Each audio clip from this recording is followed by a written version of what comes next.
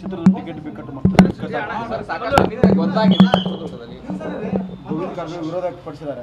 ಅಲ್ಲ, ಇದರಲ್ಲಿ ನಾ ಹೇಳೋದಿಷ್ಟೇ, ಎಲ್ಲೂ ಪಾರ್ಟಿಯೊಳಗೆ ಸ್ವಲ್ಪ ತೊಂದರೆ ಇರ್ತದೆ, ಆದರೆ ಎಲ್ಲವನ್ನು ಕೂತು ನಾವು ಬಗೆಹರಿಸ್ತೀವಿ. ನಾನು ನಿನ್ನೆನೂ ನಮ್ಮ ರಾಜ್ಯ ಅಧ್ಯಕ್ಷರಾದಂಥ ವಿಜೇಂದ್ರ ಅವ್ರ ಜೊತೆಗೆ ಮಾತಾಡಿದ್ದೇನೆ.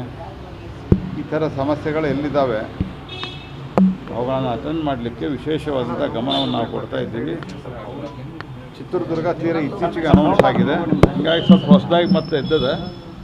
ಅಲ್ಲಿ ಎಲ್ಲ ಪ್ರಮುಖರಿಗೂ ಮಾತನಾಡಿಸಿ ಅವ್ರನ್ನ ವಿಶ್ವಾಸಕ್ಕೆ ತೊಗೊಂಡು ಎಲ್ಲ ಸರಿ ಮಾಡ್ತೀವಿ. ಅಲ್ಲ, ಚಿತ್ರದುರ್ಗದಲ್ಲಿ ಹುಲಿಗಳು ಮೊದಲು ನಾಯಿ ಅಂತ ಒಂದು ಟ್ವಿಟರ್ ಸಹ ವೈರಲ್ ಆಗ್ತಿದೆ ಸರ್. ನೋಡಿರಿ, ಈ ರೀತಿಯಾದಂಥ ಭಾಷೆಯನ್ನು ಯಾರೂ ಪ್ರಯೋಗ ಮಾಡಬಾರ್ದು. ಚುನಾವಣೆಯಲ್ಲಿ ನನ್ನ ಪ್ರಕಾರ ಖಂಡನೆ ಮತ್ತು ಮಂಡನೆ ಇರಬೇಕು.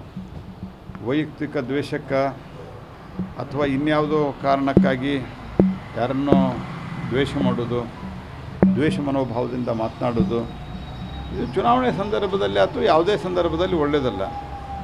ಈಗ ನಾವು ಸಹಿತ ಅನೇಕ ವಿರೋಧಿಗಳನ್ನು ಟೀಕೆ ಮಾಡ್ತೀವಿ. ಅದರರ್ಥ ನಮ್ಮ ಸಿದ್ಧಾಂತ, ನಮ್ಮ ನೀತಿ, ನಮ್ಮ ಪಾಯಿಂಟ್ ಆಫ್ ವ್ಯೂ ಏನಿರ್ತದೆ ಅದನ್ನು ಹೇಳೋದಿರ್ತದೆ ಹೊರತಾಗಿ ಅದು ಬಿಟ್ಟು ದ್ವೇಷ ಮಾಡೋದು ಇರೋದಿಲ್ಲ. ಹಾಗಾಗಿ ನಾಯಿ, ಹುಲಿ ಈ ರೀತಿಯ ಭಾಷೆ ಯಾರೂ ಪ್ರಯೋಗ ಮಾಡಬಾರ್ದು.